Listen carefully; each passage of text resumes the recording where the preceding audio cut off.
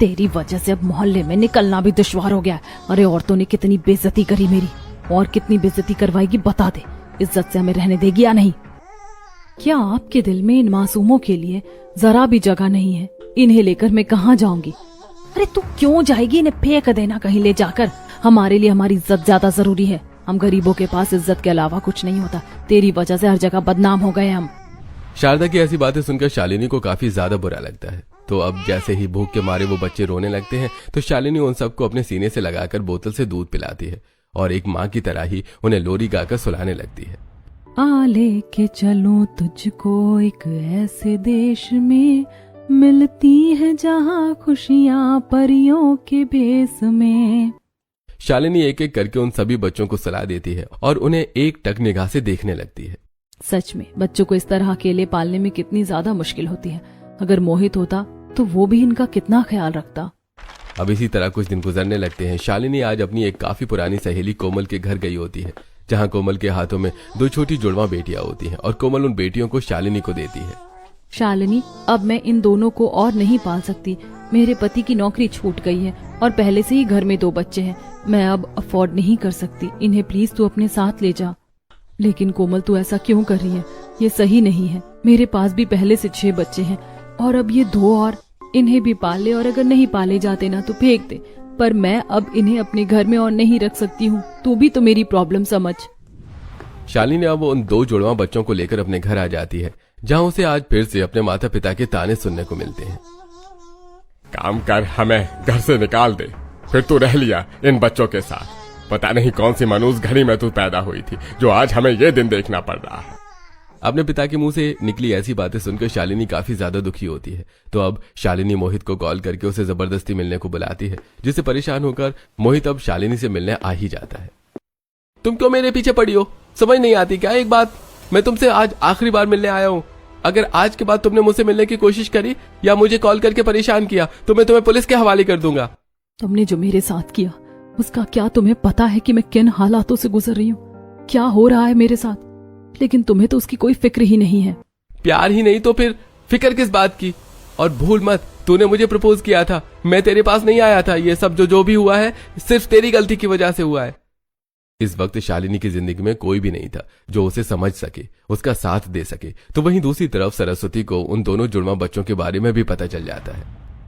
अब तो मुझे पूरा यकीन हो गया है कि 8 के 8 बच्चे शालिनी के हैं। पहले उसने इन्हें बाहर रखकर जन्म दिया और अब एक एक करके उन्हें लेकर आई है। और क्या पता और भी ज्यादा बच्चे हों। अरे मैंने खुद उससे क्या बातें की नहीं है। जगदीश बेटा तो आ गया। चल बैठ जा, मैं तेरे लिए खाना लगा देती हूँ। आज दिन कैसा रहा तेरा?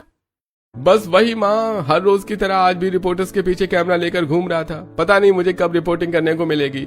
बस कोई ऐसी असली खबर मिल जाए जिससे मुझे भी रिपोर्टिंग करने का मौका मिले। क्या कहा तूने? सनसनी खबर? वैसे मेरे पास एक बहुत बढ़िया खबर है। बस 1-2 दिन रुक जा, फिर देखना।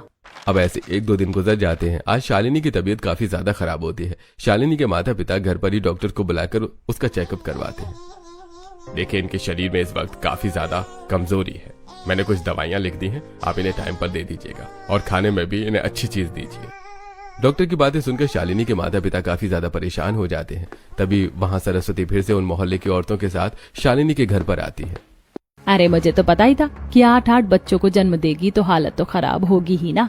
देखो जरा पहले से कितनी ज्यादा सूख सी गई है। अरे 8 ही बच्चे हैं या फिर और भी हैं, उन्हें भी ले आ। सरस्वती, तुम्हारा दिमाग तो नहीं खराब हो गया? क्या बकवास बातें कर रही हो? अरे पहले तो हमें भी लगता था कि सरस्वती बस बातें बना रही है, लेकिन नहीं, अब तो हमें भी यकीन है। अरे जो बाकी के बच्चे हैं क्या आसमान से टपके हैं या जमीन के अंदर से निकले? बताओ, जवाब दो हमें। अरे किसका पाप लेकर घूम रही है? नाम न सही, लेकिन कम से कम अपने गरीब माता पिता का तो सोचती। अरे गरीब माता पिता की कुंवारी बेटी होकर 8-8 बच्चों को जन्म दे दिया। सच में अब कलयुग आ चुका है और वो दिन भी दूर नहीं जब दुनिया का अंत हो जाए। मोहल्ले भर की औरतें शालिनी और उसके परिवार वालों को ताने दे रही होती हैं कि तभी सरस्वती का बेटा जगदीश अपने साथी महेश के साथ कैमरा माइक लेकर शालिनी के घर आ जाता है और उसके परिवार वालों से तरह तरह के सवाल करने लगता है। बताइए ना अंकल, कैसा लग रहा है आपको अपनी कुमारी बेटी को मां बनता देखकर? तो देखा जनता, हमारे समाज में आज भी ऐसी लड़कियां हैं जो अपनी मर्यादा भूलकर ऐसे काम कर जाती हैं कि इनकी वजह से बाकी लड़कियों की इज्जत पर भी दाग लगता है। ऐसे लोग सच में हमारे समाज के लिए कलंक है। सबके ऐसे एक कहानी सुन अब शालिनी को काफी ज्यादा गुस्सा आता है, जिससे अब वो सब पर चिल्लाते हुए, बस अब बहुत हुआ, बहुत लगा लिया आप लोगों ने झूठा लांछन। अरे इतने दिनों से मैं बस चुप रहकर सुनती आ रही थी, ये सोचकर कि आज नहीं तो कल आप लोगों का मुंह बंद हो जाएगा, लेकिन मुंह बंद होने की बजाय आप लोग तो बस बोलते चले जा रहे हैं। आप लोगों को कोई हक नहीं है मुझ पर या मेरे परिवार वालों पर गलत उंगलियां उठाने का। और तुम मुझे क्या सीख दे रहे हो? मर्यादा के बारे में तुम होते कौन हो? देख रहे हो तुम सब, खुद गिरी हुई नीच हरकत करके कैसे हम लोगों पर उंगली उठा रही है। अरे कुंवारी होकर 8 बच्चों को जन्म दिया है, कौन सा महान काम कर दिया तूने? अब लगता है आप लोगों को सच्चाई बतानी ही पड़ेगी। भले ही मैंने इन 8 बच्चों को अपने घर में सहारा दिया, इन्हें माँ जैसा प्यार दिया, लेकिन मैं इनकी माँ नहीं हूँ। मैंने इन्हें अपनी कोख से जन्म नहीं दिया है। महीने भर पहले की बात है, जब मैं माता रानी के दर्शन करके रात के तकरीबन 10 बजे ट्रेन पकड़कर घर आ रही थी, तो मुझे रोड पर झाड़ू के पीछे से एक बच्चे की रोने की आवाज आई। ये बच्चे की रोने की आवाज कहाँ से आ रही है, वो भी इतनी रात में? आसपास दिखती है तो उसे झाड़ू के पीछे बच्चा दिखता है, जो भूख के मारे चिल्ला चिल्ला कर रो रहा होता है। ये देखकर शालिनी, कौन अपने बच्चों को यहाँ छोड़ गया है? देखने से तो सिर्फ कुछ दिनों का लग रहा है, इसे तो बुखार भी है, जल्दी से घर ले जाना होगा। बच्चे की ऐसी हालत देखकर शालिनी उसे जल्दी से घर ले आती है। और जब कमलेश और शारदा देखते हैं तो, शालिनी बेटा तूने ठीक किया, लेकिन जरा लोगों के बारे में तो सोच, कोई पूछेगा तो क्या जवाब देंगे हम उन्हें? एक काम कर, सुबह होते ही इस बच्चे को पुलिस स्टेशन में जाकर दे दे, जो होगा वो लोग खुद देख लेंगे। लेकिन क्या पता उन पुलिस वालों ने इस बच्चे को अपने स्वार्थ के लिए बेच दिया तो? मैं इस मासूम को ऐसे नहीं छोड़ सकती। और ऐसे कुछ दिन गुजर जाते हैं। शालिनी कुछ महीने पहले एक अनाथ आश्रम में काम करती थी और आज शालिनी अनाथ आश्रम में बच्चों और वहां के लोगों से मिलने के लिए जा रही होती है कि तभी उसे पता चलता है कि वो अनाथ आश्रम बंद हो रहा है। अभी अनाथ आश्रम कैसे बंद कर सकते हैं? अंकल का सपना था कि आप इसे आगे बढ़ाएं, और जरा इन मासूम बच्चों का तो सोचो। जो बच्चे बड़े थे वो तो दूसरे अनाथ आश्रम में चले गए, लेकिन इनका क्या? कुछ दिन के पैदा हुए बच्चे हैं। देखिए, होटल बनाना चाहता हूँ, क्योंकि इस एक अनाथ आश्रम से तो मुझे कोई फायदा हो नहीं रहा है, और तुम्हें इतना ही है तो ले जाओ बच्चों को अपने साथ और पाल लेना। ये ठीक नहीं कर रहे हैं, भगवान सब देख रहा है, आज नहीं तो कल वो आपको जरूर सजा देंगे। मासूम बच्चों को अपने साथ घर ले आती है, जिसे देखकर कमलेश और शारदा उससे काफी नाराज होते हैं, लेकिन उन बच्चों को देखकर उसके माँ बाप की बातों का कोई असर नहीं होता। ऐसे समय गुजरता रहता है। शालिनी किसी काम से मार्केट गई होती है कि तभी वो देखती है कि एक कुत्ता अपने मुंह में कुछ चीज दबाकर भाग रहा होता है। ये देखकर शालिनी, अरे मुझे बच्चों के रोने की आवाज क्यों आ रही है? कुत्ते का पीछा करती है तो देखती है कि उसके मुंह में एक बच्चा है। शालिनी उस कुत्ते को पत्थर मारकर छीन लेती है। उस बच्चे के हाथ से काफी ज्यादा खून निकल रहा होता है। ये देखकर शालिनी उसे अब जल्दी से डॉक्टर के पास ले जाती है, और जब उसे बच्चों को भी शालिनी घर लेकर आती है तो, शालिनी अब बस बहुत हुआ। अरे शहर में इतने सारे अनाथ आश्रम है, कहीं पर भी छोड़ इन्हें। तेरी वजह से बाहर लोगों से हमें बातें सुनने को मिलती हैं। एक के बाद एक बच्चा लेकर आ रही है। एक काम करना, घर को धर्मशाला ही बना दे, हम लोग बाहर निकल जाते हैं, फिर रह लो उन बच्चों के साथ। आप लोग मेरी बात को समझ क्यों नहीं रहे? मैं कैसे छोड़ दूं बच्चों को? पता नहीं आप लोगों के दिलों से ममता कैसे खत्म हो गई है।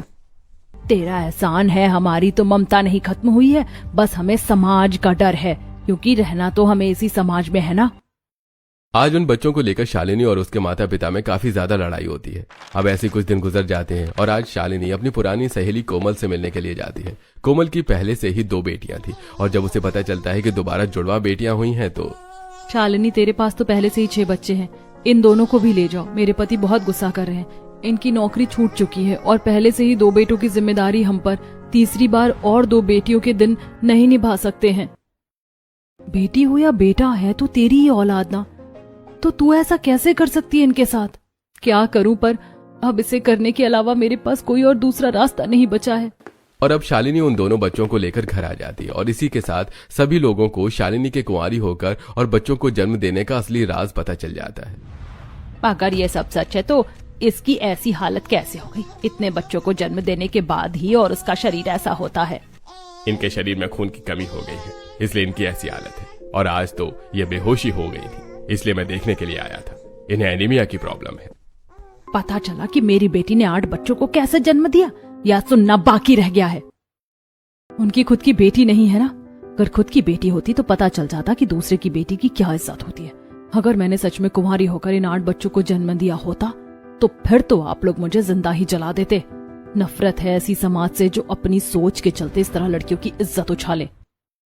अब सारी सच्चाई उन लोगों के सामने आ चुकी थी, जिसे जानकर अब सारी औरतें, यहाँ तक कि सरस्वती का बेटा भी अपनी माँ को घूर घूर कर देखने लगता है।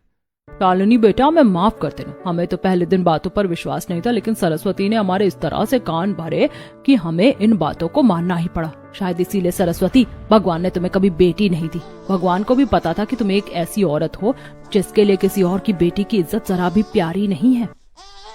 तुम्हारी वजह से आज हमारी भी कितनी बदनामी हुई है, और तो और तुम यहाँ अपने बेटे को भी उठाकर लेकर आ गई। सुन जगदीश, अगर ये खबर बाहर फैली ना तो हमसे बुरा कोई नहीं होगा, हम तुम लोगों को मोहल्ले में रहने नहीं देंगे। आप लोगों की तरह मैं भी अपनी माँ से नाराज हूँ। माँ, आप ऐसा कैसे कर सकती हैं? काम की वजह से मोहल्ले में क्या चल रहा है मुझे तो ठीक से कुछ पता ही नहीं था। आपने तो मेरे इस तरह कान भरे कि मैं शालिनी को ही गलत समझ बैठा। शालिनी, तुम चिंता मत करो, मैं इस खबर को बाहर नहीं जाने दूंगा।